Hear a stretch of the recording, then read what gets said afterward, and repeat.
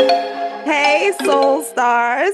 Welcome back to Authen-Tea-Cally Nyoka, the space where we pour it up tea-wise, tell the truth, and dare to show exactly who we are. Today's guest has been doing that for decades, not just in her own life, but on screen, behind the camera, and in communities that needed their stories told. Ouida Washington is a director, producer, and writer with over 30 years of experience in film, documentary, corporate media, and community storytelling. She's the founder and executive director of the Beyond Bricks Project, a national media and community engagement organization, and the senior producer of WK Media Inc. She holds a bachelor's degree in fine arts in communications design from Pratt Institute, and her work has reached audiences far beyond the frame, hence me. I'm far beyond the frame. I was actually introduced to, I don't like to just call you by your first name. She said, please do. I'm like Madonna. You see, you see why she's here? I was first introduced to Ouida by her sister. We must say, Sis Bonnie. And so it has been a pleasure to meet, mingle, and talk with Ouida ever since our introduction. It's like we just clicked. But it's just recently that I've learned about all these other aspects of her. Like, she doesn't talk about it. As a matter of fact, nobody introduces her like the soul star she is. Why? Why don't they introduce you like that? Welcome to Authen-Tea-Cally Nyoka, and it is my complete pleasure and honor. I'm drinking chamomile tea, y'all, because I'm just way too excited. This is what I'm sipping on, okay? I'm sipping on chamomile. Hibiscus berry. And Ouida is sipping on hibiscus berry, but I'm really excited. So I needed the chamomile to calm me down. So, what did you think about your introduction? I definitely appreciate it. It's always interesting to sort of like hear other people talk about you. And because I'm not a person that speaks a lot about, This I know I try to because sort of be in the moment. yes, yes. Also, so that's a little bit of that, right? Yeah. And it's Ouida, by the way, just Ouida. Just Ouida. Yeah. Won't pronounce the O, but no, yeah, I appreciate it. I also teach at Spelman College. She is an adjunct professor at Spelman. And what do you teach at Spelman? Well, this semester I'm teaching media production for people who are minoring in documentary filming. Minoring. Yeah. I've been here about 5 years. This is my 5th year. And I've been teaching an introduction to documentary filmmaking. Incoming freshmen. Well, everybody can take a class, but yeah, I've really, really enjoyed that. That's exciting. Yeah. That's exciting. So I would love for you to take us back to the beginning. Way back. When we initially started when we initially started talking, you said that you produced some of my favorite music videos from when I was in college, when I was a youngster, 19, 18, 17. Works. watching Yo MTV Raps and right and MTV. So please let's go back to, was that the beginning though? Not really. I mean, I think a lot of ways the beginning was leaving here. So I am, born and raised in Montgomery. Oh, that's it. We are recording from Montgomery, Alabama. Yeah. And so the opportunity, I'm going to Pratt, going to New York City, that kind of deal. I was a fine arts major at Pratt, but still having sort of a difficult time in expressing myself at an art school, this traditional art. And Spike Lee was down the block, like his offices are down the block and the whole deal. And I started a little movie club kind of thing, right? And in our dorm. And now those were the movies that we were watching and having these conversations about. So I didn't really know that I wanted to be a filmmaker because I didn't know that growing up here that was an option. Think about those things. So I was just sort of following the art space because, I was good at it and enjoyed it. But film was really, I think, where I needed to be, where it was, and so I found that there, which was great, And in the midst of that, I just started interning with Spike. Got other gigs and so on and so forth, and the music videos, and just a little history lesson on that, right? In terms of music videos and this is sort of the emergence of hip hop and that kind of thing in the 90s. So in the hip hop mid-90s. raised us. Yeah, you know what I'm saying? It's like, there weren't a lot of companies, music video companies, that were doing the work. So there was one company, and like most things, is one at a time, right? So the company in New York was from Video Music Box, right? It was called Classic Concepts, and it was Ralph McDaniels. Y'all remember Ralph McDaniels? Exactly. And I don't know if you remember, he had the vid kid. He was the video kid. Who really was the director. Yes. Lionel Martin. Yes. Right. And they'd been in business maybe about a year or so when I joined the team. And so that's kind of how I got into it, because as an artist and as an independent filmmaker and all that kind of stuff, which it wasn't even that at that time. I was just trying to figure out what my career was going to be and that kind of. In the beginning, yeah. And so there weren't a lot of opportunities in film. So, it was not like a 9-to-5 job. You were on a project and so on and so forth. And Spike really was the only person hiring Black folks, right? Yeah. And the fact that he worked so much is how people really were able to make a living until other people discovered them and they could really get work elsewhere. And so that was the same situation with music videos at the time. Classic Concepts was a place that were making all of these videos. And so to land there is the reason I have a career. You know what I'm saying? And they did everything. So all the Boys to Men. Wow. Boys to Men back in the day. Really. All of that. And then Hype Williams and I were there at the same time. And he was starting to direct. Yeah. And I was starting to produce for Lionel. And I'd seen his work. I hadn't worked with him, but I'd seen his work, and like really talented. Yeah. Right. And so he came to me and asked me if I wanted to jump off ship and start something together, which became Big Dog Films. And that's kind of like no longer exists, but but but everybody knows Hype's name at this stage. Yeah. That's right. Yeah. So y'all were pumping out the music videos that we loved, enjoyed, and grew up on. Yeah, absolutely. Yeah. Thank you so much. So 30 plus years, it's a long time to stay committed to the creative process, right? The creative path, because some people give it up. True. A lot of my friends. Yeah. Give it up, right? What has kept you going when the industry or life tried to talk you out of it? Stubbornness. I think it's I've always tried to be true to myself, even when I didn't know what the next step was. And even when I didn't know what I was doing, you know what I'm saying? It's like, it was just like, this feels right, so I'm going to do this and figure out the next thing. That's what I'm saying earlier, is that I try to live my life in the present as much as possible. And so with that, I've had this opportunity to do a lot of different things over my career.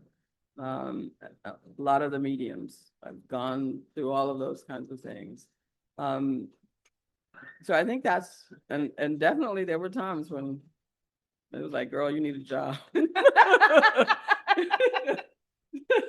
So it wasn't all, So did you get jobs? Did No. you get jobs in between? No, you Well, stayed. that's not true. No, I did. Yes, I work with the Children's Aid Society. I was a director of a program, a creative technology program for kids that was put together by MIT and Intel Corporation. Yes. So they did about 100 of these clubhouses around the world. And so I did the one at the Children's Aid Society in New York. Oh, okay. That's Yeah, really yeah. cool. So that was about 3 years. Yeah. And I'm not sure how I forget that because yes, I did. You are not the first person that I've heard that whole idea of stubbornness from. I recently, because I love Cicely Tyson, and I don't think that she gets enough shine. Oh, me either. But she also had that same kind of gusto. She had that same kind of attitude. She's like, this is who I am. Right. I'm going to keep at it. Right. And I'm going to just stay the course. And even though it took her a while, she still stayed the course. Right. And I admire that about anyone. I admire that about you. I admire that about Cicely Tyson. And she had a great early career, and then and then she finished off with like a bang. Yes. Like, really? Yes. Yeah. Yes, yeah. She did. So I just wanted to say that researching her, I realized that just what you said is exactly what she said, and I love it. So what does creative courage actually look like for you on a hard day? I'm always working on projects, right? Even when I was at the Children's Aid Society, I did a film while I was there also. So, I'm never kind of stopping, at least wanting to be the artist, even when it started off, as a visual artist. Now I just want to continue to have an artist spirit and just keep it moving in that way, even when it doesn't look like that's what it is, especially in producing, you're often the logistics person, right? It's like, how does this pull together? Like, somebody needs to move right now. Like, we need to get out of here right now. Like, who's getting paid? All of those kinds of things. So so it's not always there in terms of that creative kind of thing, but I have to think about it creatively, even though the job is a little less creative than I would want it to be, at least during that part of my career. Right, the music video part of my career and all that kind of stuff was less creative than it was, which I'm a Virgo, so I was good with let's keep this thing in order, so it was a good thing to be a producer with my temperament, ultimately. So I did well because of that, I think. But I've always tried to find a way to think of myself as an artist and my life as an art, or something I'm creatively putting together. Yeah. So I don't know if that answers your question, but it's an answer. What do you say to yourself on the hard days? Like, or is it not hard for you? I mean, that there are some creatives, it comes very easy, right, to get up and say, yeah, this is what I'm gonna do, hands down, because this is it. I think about myself. People may not see me as an artist per se, but I'm always trying to create an experience. Mm-hmm. So on a hard day, what does that look like? For me, I'm a mom. I also have another profession. Like, these are things that I don't want to call them distractions, but there are things that still help me to propel myself towards creativity. On a hard day, it's trying to make sure that those things are also in check so that I could be creative, So for like on a hard day, I got so many other things to do. Right. How am I going to be creative today? Right. How can I be creative today? Yeah. I don't know that I think of my days in that way. I'm not sure. Because I don't know that I've done a great job of taking care of myself in my life. You know what I'm saying? Like, I don't know that I take care of others, right? I'm not a mother, but I'm taking care of something within the process. And I don't know that I've done a great job of taking care of myself. So I don't know, maybe it's something I inherited just keeps me falling straight apart. Do you make space? How do you make space for your creativity? It's still now by helping others. I have a project that is a very close to my heart that I'm the only person who can make this film, right? And direct this film and come out with this whole deal. And I find that I don't give it as much attention as I do for other people again, right? So I would love that. And I'm working towards being there for myself in this way. Yeah, Right. I love that. It's interesting, the awareness that you have about that fact. Mm. Yeah. And I hear a lot of it, I hear a lot of creatives, a lot of entrepreneurs say, I can guide other people to do things, but when it comes down to me, Yeah. it's a challenge and it's Yeah. a struggle, and I would say the same. We have friends who are in that space, and so remind me. Yeah. I was like, what's going on? Like, that kind Yes, of thing. So yes, I'm grateful. yes, absolutely. Yeah. Has there ever been a project where you had to be vulnerable to get it right? The project that I'm thinking about now, which is it's a little bit. I'm gonna have to be too vulnerable because it's partly my story. I'm not telling it from my perspective, but it is my story, right? And I'm having to be pretty vulnerable, and that's why I'm tugging at it, right? I get distracted by other things because it's too vulnerable, and I'm just not Wow. normally that person, a vulnerable person like that. That's interesting.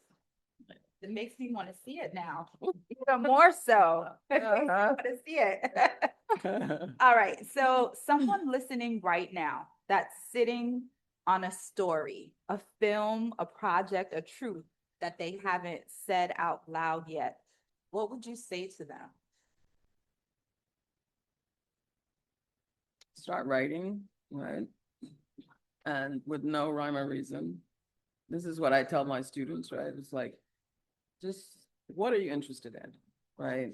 That's a part of that process is like, just name anything, everything, anything. And then we go through the process of narrowing it down, narrowing it down, kind of going big to get to the center of that story, right? What is this story really about? And after you've been able to just kind of put everything out there to bring it back in, that's where that story is probably. What process do you guide them through to narrow it down? To elimination. Well, there are some criteria that you set up first.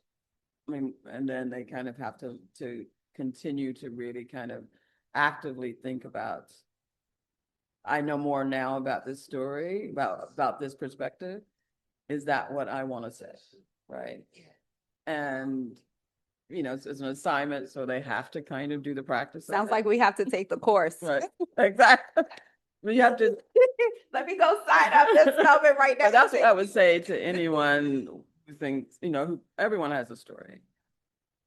What makes our stories unique, right? It's when you get to that core of the thing that's important to you. And because everyone has a story, that's what makes it universal. But what makes it interesting, because my story, your story may be in some general way the same.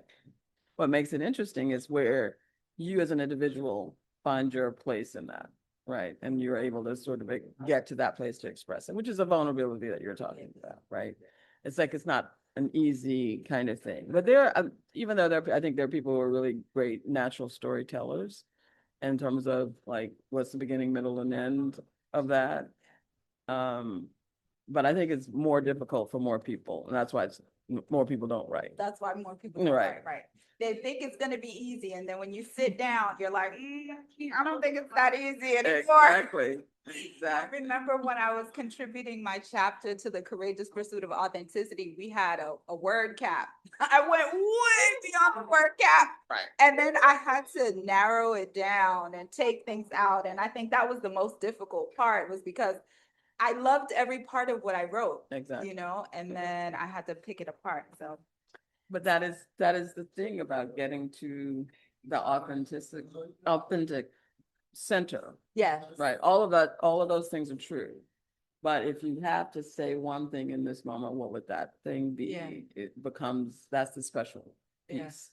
So now I'm working on my second body of work, and it's a solo dolo. Yeah, and we're talking Love it. about the 7 dimensions of health and wellness. And so that's a broad topic. Right. And so I love these gems that you're dropping, because now I'm gonna go back to my book proposal and say, am I really getting to the center of Right. the message that I want to send, that makes this authentic, that makes Right. it different than any other health and wellness book or self-help book. Exactly. Yeah, Exactly. gem dropping. I love it. Okay. And I have a question for you. What are are there a sort of agreed upon 7? They evolved out of an integrative nurse coach program that I took. Okay. That's where I got these from. And when I read through them, I said, wait a minute, but this is my life, because I've always been holistic focused Right. in my nursing career from day one. And this was back in 2007, when it was not popular. Right. Like, you told somebody about drinking some chamomile, they'd be like, Right. what you talking about? Very true. So this is when it was not popular. This is when, physicians would get in trouble for suggesting, yes, natural ways of managing stress. And Yeah. so it's always been at my core. So when I read it, I was like, wow, I have to expound on this. So it includes like culture, which is very important to me. Yeah. In how I live my life every day. Yeah. A lot of people don't know I was born in Jamaica, raised in New York City, and now I live in the South. Like, what kind of triangle is that? So in terms of authenticity in this body of work, I really want that to come out. The cultural piece is very important. People talk about physical health, they talk about mental health, a lot of people don't talk about emotional health. Yeah. I watched a documentary called what's the name? Natchez. Yeah. Natchez was so good. I loved it. And Darcy McKinnon, Susanna.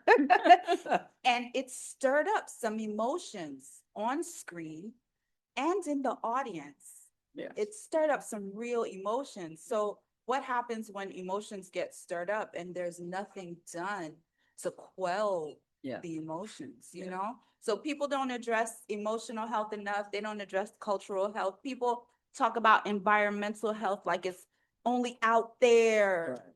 but it's what you put on your body. Right. It's what you put in your hair, Right. what you putting on your nails. Yeah. Like all the things. Right. Right. Yeah. So I'm just pointing out 3 aspects, 3 dimensions of the 7 that folks really don't pay attention to. Even social health, that's another thing. Where are you going? Who are you mixing and mingling with? What kind of impact do they have? And if you on have life? friends, because Do you I think even have loneliness is a Yes. bigger thing than people are, sort of having this and especially I think with young people. And that I don't know that we recognize that as often as we should, and figure out, Right. they're not getting outside, they're not connecting to nature, they're not, all of those things are happening, and their 20s and 30s, their social group is Yeah. smaller, if it exists at all, or if it does, maybe it's only online. Yeah. you know? And so these dimensions, I just want people to think about health and wellness, not as just this narrow physical health or Yeah. mental health is the rage nowadays. Right. I would really love people to get a broader spectrum because they all still intertwine. Yeah. But I want people to get a broader spectrum and say, am I really addressing these aspects of myself Right. so that I could show up authentically, Right. so I can show up whole and show people what health looks like for me because it's different for everyone. Of course. Yeah. So As individuals. Right. that's Yeah. right. There's no one size fits all to health. Even these numbers that people, lab values, oh, they should be in this range. Well, Right. what happens when you meet the person who is not the typical number, Right. but they're healthy? Right. Do we ever think about that? So And like you said, the role of medicine and all of this roles of big pharma and all of these in terms of putting you in what is that? Someone was just talking about the high blood pressure rate, like in the 60s. And well, 20, 30, 40, 50 years before that. And then suddenly it was like, oh no, it's 180, like 120 over 80 or whatever. that's right. That's right. Right. You And that know. was just almost arbitrary Yes. in some ways. Yes. Like, how is it this for so long and then suddenly Yes. it's this thing? Right. So I think we just have to be aware. Yes. Right. Very, very aware. That's what I want to do. I want to raise people's awareness so that, like I said, they have a wider perspective. Right. Yeah. Thank you for asking me that question. So tell us about Beyond the Bricks project. What was that birthed from? It was actually, it came out of a conversation my partner and I, Derek Cohen, that was originally the WK, which is Washington Cohen Media, and we started a company after I left the Children's Aid Society. And the reason I even went to Children's Aid Society because I was curious about what was happening in the nonprofit space for Black children in particular, right? And I'm not sure why that kicked in for me. Again, I'm not a mother, but it did. And so working with the Children's Aid Society, which is probably one of the largest private foundations in this country, potentially the world, right? They have a lot of money coming in, and they were all over, New York City. And to just kind of see how people were in this sort of perpetual cycle. So there was not an effort to sort of get folks better. It was keep them in this space, right? Yeah. So that what I was doing, I thought was another opportunity because these were real world like the software that MIT was bringing in and Intel was bringing in. All of that technology was something that they could actually use and have careers, right? Versus coming to play basketball or, that sort of deal. Absolutely. So I was hopeful going into that, but learning more about how these large organizations work, that wasn't the goal for them, I think. And I don't want, hopefully I'm not saying anything crazy, but that's true. That's my thought in that. So right around when Obama wins, right, there's this conversation about Black male masculinity. And my partner and I were having that conversation. And he's from Newark, New Jersey. And Newark was sort of the Brick City. Exactly, which is the bricks, beyond the bricks. Oh, beyond the bricks. Brick City. Yeah, exactly. Which is has a tough reputation and all of those kinds of things. It does. And I visited there this past summer, so I got a chance to really see what Newark looks like. Right. Oh, it's better now than probably back then. Oh right? my goodness, yeah. You know what I'm saying? I mean, it's once you're in the city though, you realize it's not some horrible place. I mean, I'm sure there are places you don't want to be at a certain point. But in general, we had a really good sense of the city because we were there even beyond the film that we did, beyond the Bricks film. We came back and was there for about 5 years shooting another project. But it ended up being finding these young boys. So the film is a short documentary That's the impetus of the project that came out of it. Around how do we support young Black males in education and beyond, Love that. right? Because the masculinity thing was crushing it, right? And they felt like they had to be tough, they had to be all that kind of stuff. And so we wanted to follow, so we ended up following these two young boys. And the film actually ended up having so much impact that we didn't even recognize. We didn't recognize beforehand. We thought we had something, you know, like how do we doing a film that's not only talks about the problem, but like lets us hear about what is possible. And out of that, we felt a need. We were filmmakers, but we felt a need that we needed to continue and do the work, right? After traveling with the film, you realize that as a part of the nonprofit piece, everybody's not doing what they're saying they're doing. You know, and every city that we went to, we made it a point to have a student on that dais in the conversation. Yes. Right. And talking real about what was really happening. Exactly on the ground. You got politicians, you got all these other people who are speaking up here about things, but on the ground,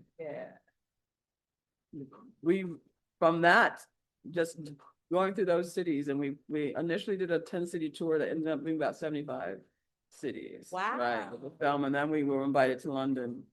Oh, so we had a couple of screenings in London. She's so cool, and she acts like she's not cool. She's so cool. But yeah, I mean, I think being just civically minded is my documentary film career was pushed by that, and that was mostly because I was trying to get away from some of that music video stuff to something that was real and helpful in the world and all that kind of thing. So that's what led me to documentaries. And this was one of the first ones that I did. Excellent. Yeah. Thank you for sharing that. She's so cool. She acts like she's not cool. Okay. Last question in closing. What does authenticity, what has it costed you? What and why is it still worth it?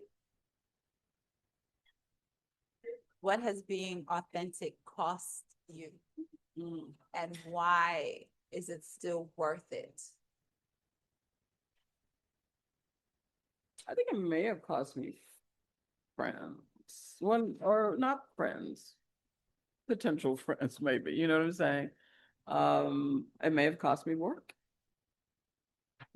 Some dollars. Inability to compromise on certain things has definitely cost me and dollars and cents in terms of the actual work, right? I had an opportunity to go out to Los Angeles, really kind of right after the music video thing, right?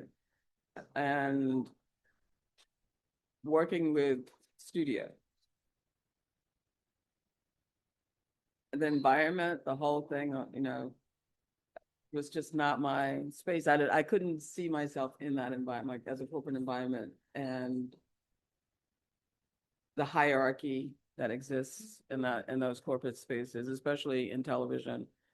And the things I know that I would have wanted to do at that time were not going to be possible. There are definitely some, maybe 2, 3 people that you can name off your hand of Black women or Black men, for that matter, in television, who got work done, like had real shows done. And they always seem to get kicked off. They always seem to get fired from TV. And I had, you know, and maybe maybe I could have done something different, but in the moment, yeah, because the 90s is probably the most prolific time for Black television. Oh yeah. Black shows. Right. Black music, Black film. culture. And Black films. So it's like that was a prolific time for that. And so I'm grateful to participate in some of that, but I couldn't compromise myself and think far enough ahead to say that, oh, if I just chill out for 2 years in this environment, maybe I'll get a chance to do a show that is meaningful to me, you know, that kind of thing. So it's cost me in those ways, even though I don't feel like it's a cost, right? I think I guess that's where I'm there more than it costing anything then I think that's my purpose. Yeah. I think that possibly that's all our purpose, Yeah. right? Is to be ourselves, figure out a way how we get to that core, you know? Yeah. And I think it's ongoing Yes. process. Yes. Yeah. We've never arrived at our authentic selves. Or finally, Right, I'm authentic. right, No, right. it doesn't work like And there are that. a lot of people in New York who seem super themselves, but that's what I love about the city, especially at a certain time. It's like everyone was like an individual, right? Yeah. Like people were, especially coming out of the art space and that kind of thing. Folks are very much felt like that they were themselves, but you can't walk in anyone else's shoes, right? So I don't, maybe it was, maybe it wasn't. I think people thought that of me, and it surely was not the case. Yeah. I was still trying, Yeah. you know, as I am today. Still discovering, I'm still still being, discovering. still becoming, Still becoming. still Right. becoming. Well, let me tell you, I am just elated that we sat down and had this conversation, got an opportunity to know you a bit better, to understand your whys. And, you know, I think I look forward to more conversations with you off this, like off this. Well, I appreciate this. Thank you. You're It's a welcome. good memory lane. So, Well, Soul Stars, every episode we will sit right here with someone and pour a piece of their truth.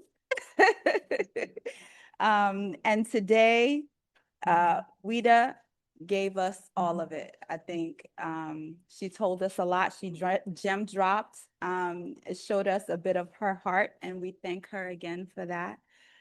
Courage isn't the absence of fear, it's the decision to create anyway, right? To tell the story anyway, to show up for yourself fully, unapologetically, anyway. So, whether you've been sitting on a story that lives inside of you, or you've been waiting for permission to tell the story, consider this your sign, right? You don't need perfect conditions. You don't need someone else to nudge you, okay? What you need is your truth and the willingness to move. So, as always, soul stars, go well, go whole, and go authentically you. Peace.